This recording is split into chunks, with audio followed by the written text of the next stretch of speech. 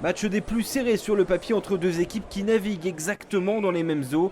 Ce sont les Montois qui entrent le mieux dans la partie au sein de leur stade Guy Boniface, avec le pied du demi de mêlée Emmanuel Sobus qui marque dès la deuxième minute de jeu les premiers points du stade montois. Les Bergeliens ne sont pas du tout dans leur partie, à l'image de ce ballon tombé et de cette relance de Tolanga qui sert tout aïa pour le capitaine. Julien Taster-Ratou est en bout de ligne et repique intérieur, mais la défense iséroise sauve in extremis son embut. Un coup d'éclat qui aura sonné comme un avertissement pour les Ciel et Grenat qui impriment depuis une grosse intensité avec les avants et le relais maintenant des trois quarts. Ça progresse, Mathieu Nicolas récupère le ballon et navigue dans la défense landaise avant d'être sèchement repoussé. Bouillot relève la gonfle pour Perrin qui s'arrache et gagne de précieux mètres, avantage en cours.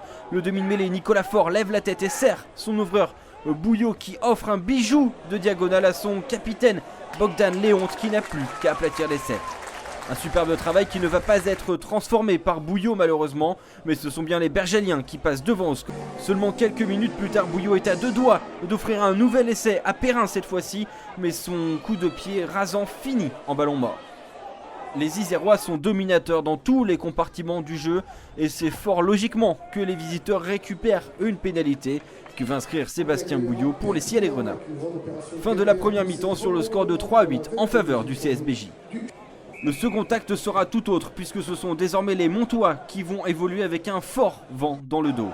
Du coup, la tâche pour les Bergeliens est de tenir le ballon et de le faire naviguer avec Perrin qui sert Nicolas Price. L'ailier australien bat la course, repaté Ratou, mais il est finalement stoppé par Johannes Piazzu. La sortie du ballon est largement cafouillée. Tokula shoot à la manière d'un footballeur dans le cuir qui récupère repaté Ratou, mais l'action ne donnera finalement rien. Les visiteurs sont prévenus, les Landais sont revenus avec de meilleures intentions en seconde période. Intention traduite et convertie par le pied précis de Sobus qui ajuste cette pénalité de 48 mètres. L'ambition renaît dans l'équipe montoise, alors on pousse devant, il manque seulement quelques centimètres pour aller à dame. Après mûre réflexion, c'est Johan Codulo qui s'extirpe de ce regroupement et marque le premier essai. C'est transformé par Emmanuel Sobus, Mont-de-Marsan 16, Bourgoin 8.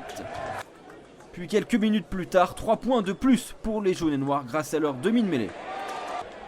Les hommes de Christophe Le Suc sont déchaînés avec la charge de Nguamo, relais de l'international uruguayen Romachia pour Otazo et Tokula qui élimine son adversaire d'une énorme percussion. Service 3 étoiles dans la chute pour Ratou qui donne à Julien Cabane un essai magnifique qui offre la victoire aux Montois. Une victoire d'autant plus assurée avec le coup de pied chirurgical d'Aspiezzu qui file entre les perches. À quelques secondes du terme, les Bergeliens sont vexés, eux qui avaient la victoire dans les mains à la mi-temps. C'est encore Nicolas Price, virevoltant ce soir, qui se montre dangereux avec ses appuis et ses crochets. Il efface plusieurs défenseurs pour filer sans résistance entre les perches au bout d'une superbe course. Il inscrit le deuxième essai de son équipe.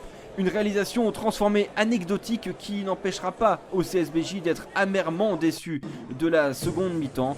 Mont-de-Marsan, sans s'affoler, a fait son retour dans la partie et sort logiquement vainqueur de cette rencontre.